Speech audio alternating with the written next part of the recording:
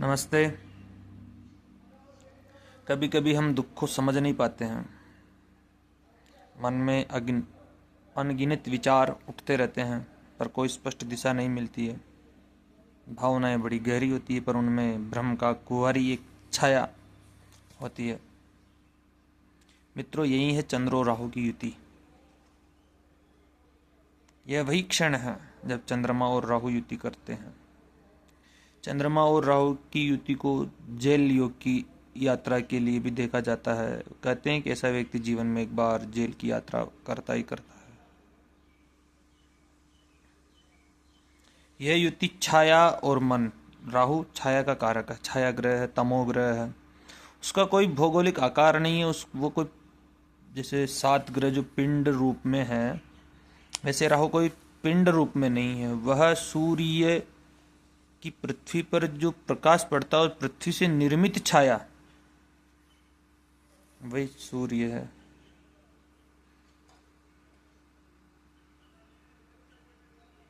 वही राहु है, सूर्य वही राहु है, छाया है, अंधकार है। और यह चंद्रमा पर जब चंद्रमा को ग्रसित करती है तो इसी को ग्रहण दोष के नाम से भी हम जानते हैं, जिसको हम कहते हैं सूर्य और राहु की युति। यानी कि जब दोनों ग्रह एक ही भाव में, एक ही राशि में आकर के बैठ जाते हैं जन्म कुंडली के अंदर, तो यह युति माया और मन के मिलन की सबसे विचित्र स्थिति कहलाती है।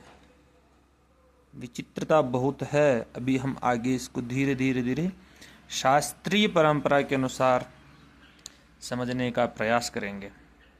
सर्वप्रथम हम बृहद पाराशर होरा शास्त्र का एक श्लोक लेते हैं कि बृहद पाराशर होरा शास्त्र में महर्षि पाराशर जी क्या कहते हैं मैत्रेय को उपदेश देते हुए।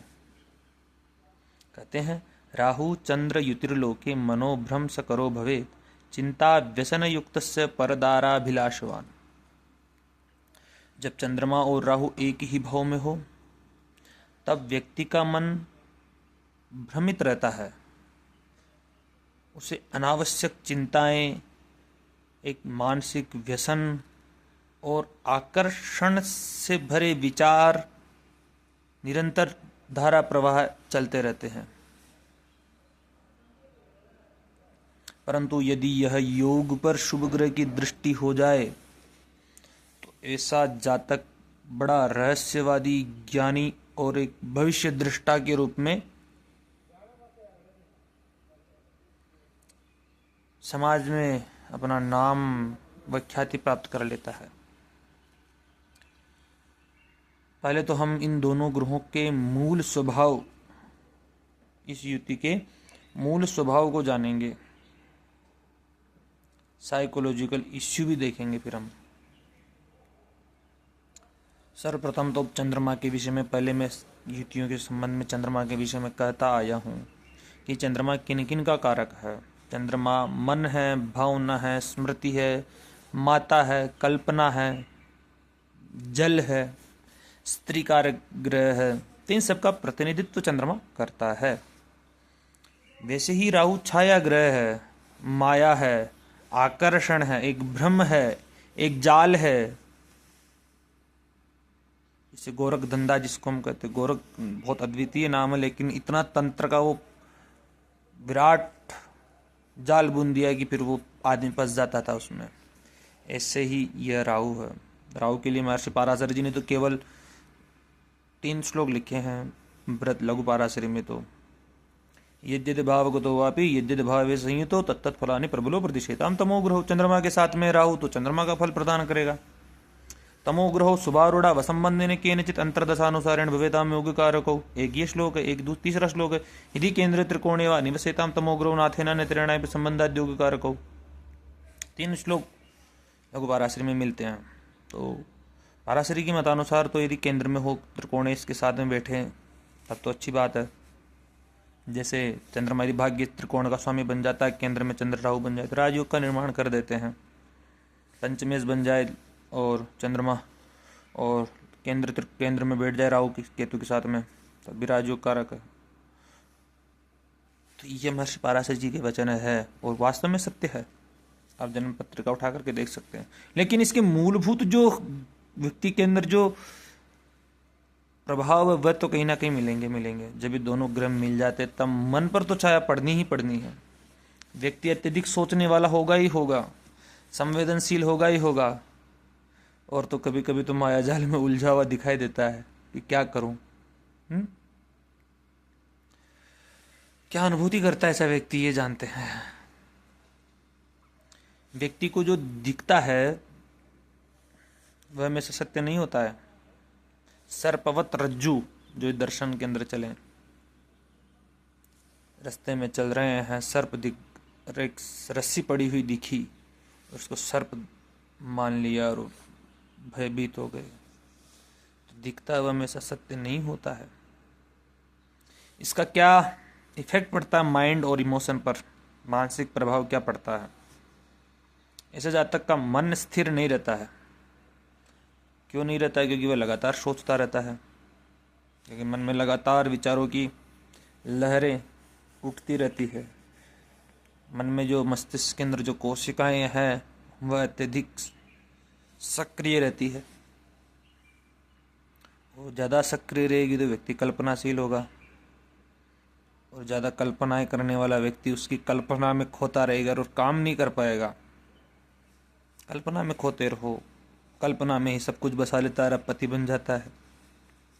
वास्तव में अलग रहता है, कल्पना में अलग रखता है व्यक्ति। ओवर थिंकिंग,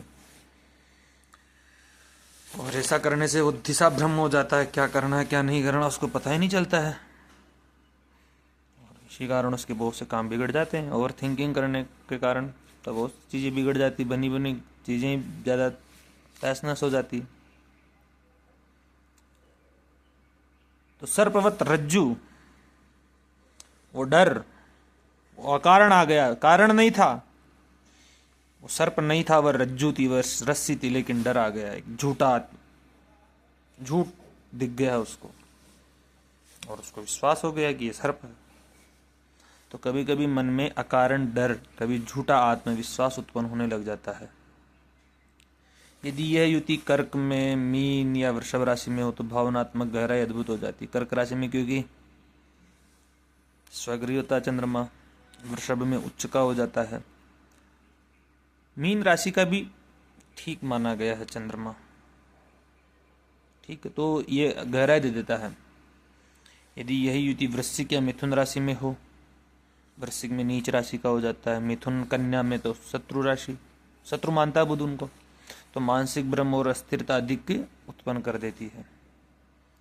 एक और देखें तो प्रेम और संबंधों पर भी इसका क्या प्रभाव रहेगा, लव और रिलेशनशिप पर। चंद्र और राहु की युति व्यक्ति को बहुत भावनात्मक तो बना ही देती है और अस्थिर तो कर ही देती है।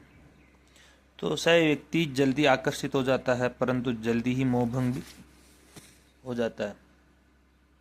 रिश्तों में गलतफहमियां, असमंजस, या यूँ कहूँ कि मृग तृष्णा जैसी स्थिति बन जाती है कि दूर पानी वहाँ पे दिख रहा है, दौड़ता रहेगा मृग तृष्णा।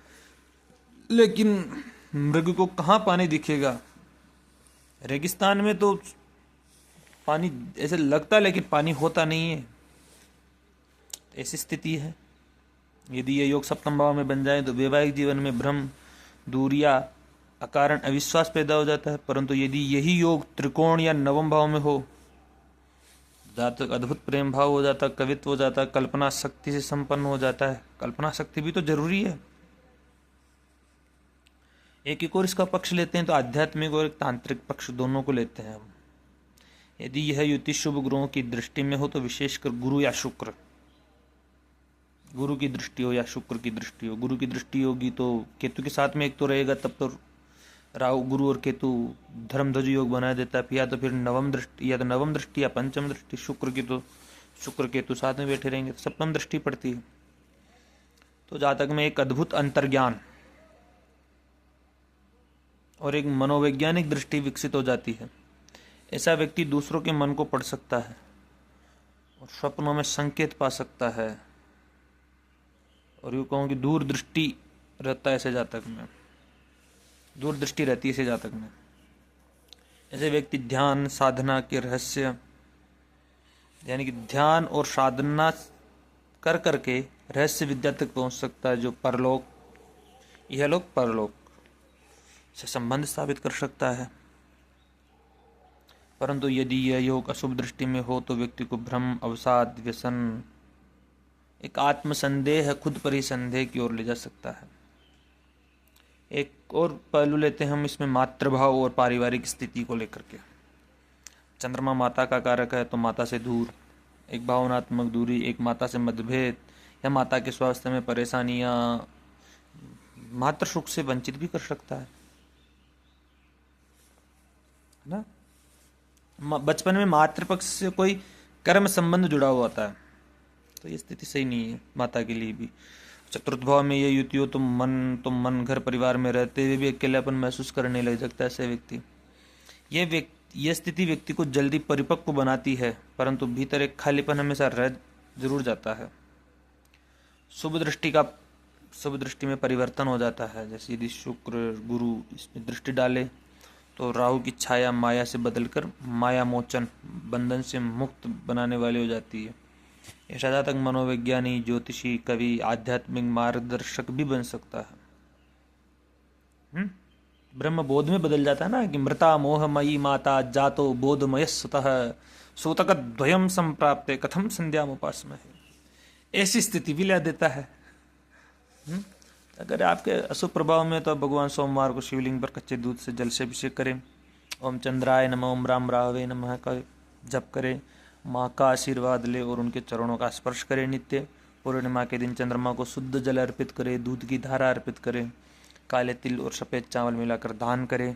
चांदी का यंत्र मोती धारण कर सकते हैं यदि भाग्येश हो तो, लग्नेश हो तो।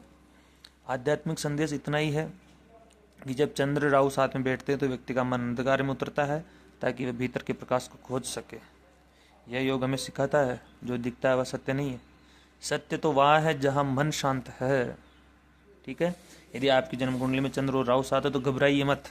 यह योग आपको भ्रम नहीं बल्कि बोध की ओर ले जाने वाला होता ही होता है। ठीक है, अपने मन को साध लीजिए, सब अच्छा हो जाएगा।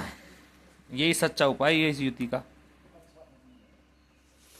और यदि आप हमारे YouTube चैनल पर नए हैं तो सब्सक्राइब कीजिए, नहीं कर सकते तो वीडियो जरूर देख लिया करिए।